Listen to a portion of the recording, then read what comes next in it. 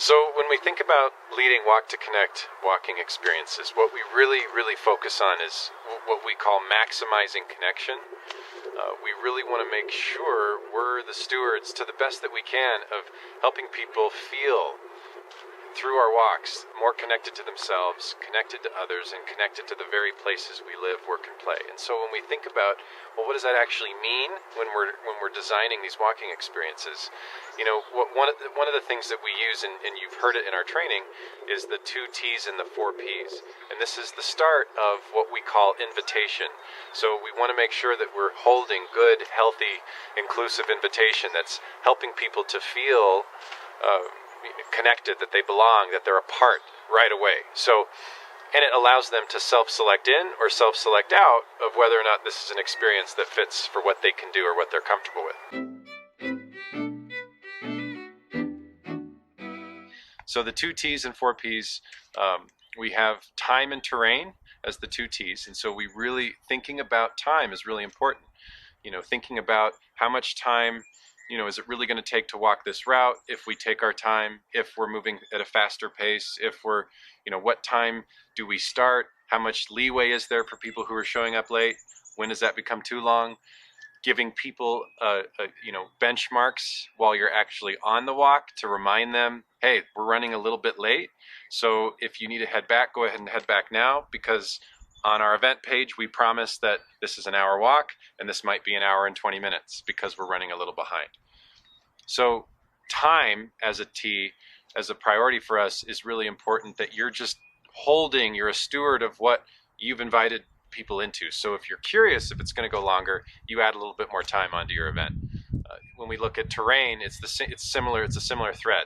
You know the built environment, if it's gravel, if it's broken sidewalk, if it's hiking and there's significant incline, if it's flat and concrete, you know, you're giving people enough tools to know whether or not their comfort level fits with the type of experience that they're going to have.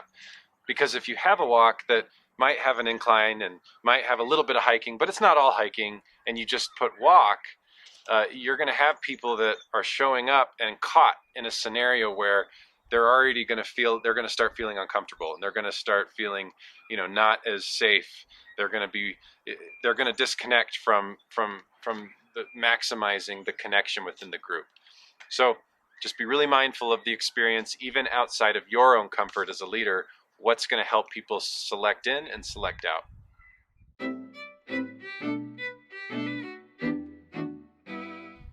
So when we think about the 4 P's along some similar threads, again, we're maximizing connection. So we're looking at preparedness, we're looking at place, we're looking at pace, and we're looking at program. So when we think about each of those and how these play out, when we think about preparedness, it's pretty obvious. If we're doing walks seasonally, then we want to be giving people added prompts on what to think about bringing and wearing for rainy climates, snowy climates. We want to be helping people make sure we're reminding them to maybe consider a small backpack or a water bottle, or things that they might not default to when they come to a frame of walking.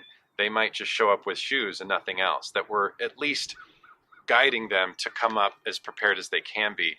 Because when we're out in summer temperatures, and even if it's just for an hour, having water is critical, because we don't know where somebody's body, mind, how they've cared for themselves before that point, and we want to avoid any kind of dehydration or any issues that come up from that. Moving into place, just be really mindful where you're meeting, where you're going to be walking. So we always encourage leaders to put photos onto the event pages that they promote, flyers. Put photos of where you're going to walk, so people have an idea, oh, this is a park or a trail, or this is an urban city ramble. They can visualize it more than just looking at text. And you also want to get specific to your meeting location. So it's not just we're meeting at the store at this intersection.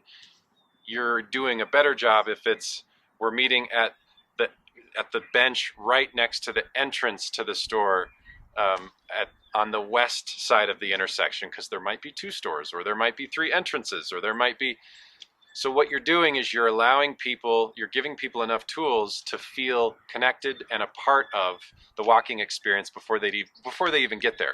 You're not allowing them to, what we call the bubble, leave the bubble early and feel and enter stressed from the beginning.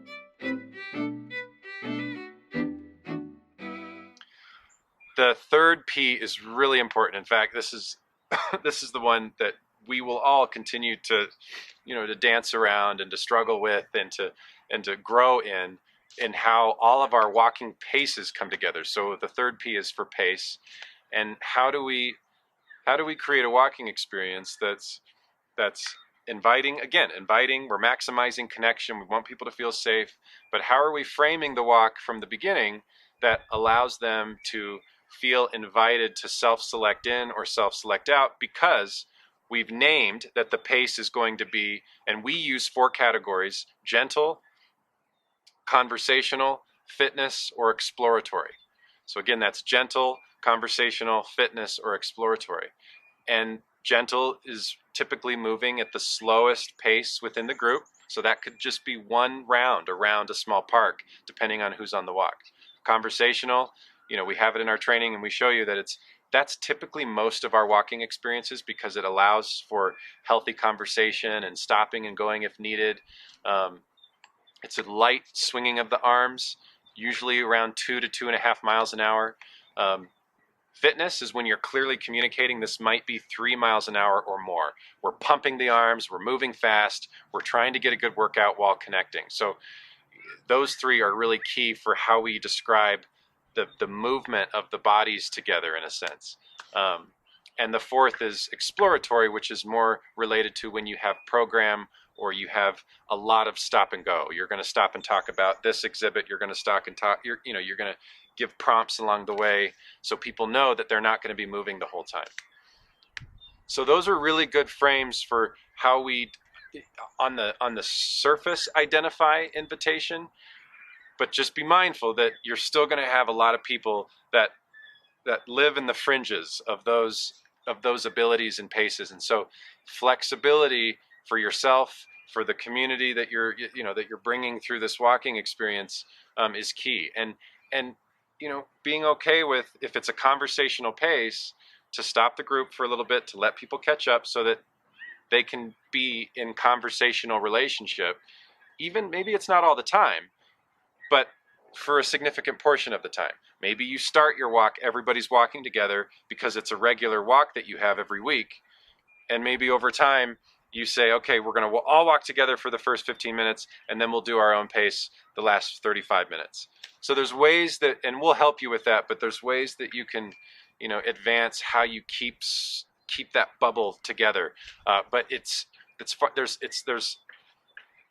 there's many iterations for how this plays out. So be flexible, be patient with yourself, but do the best you can to create a healthy invitation for how people self-select in and self-select out.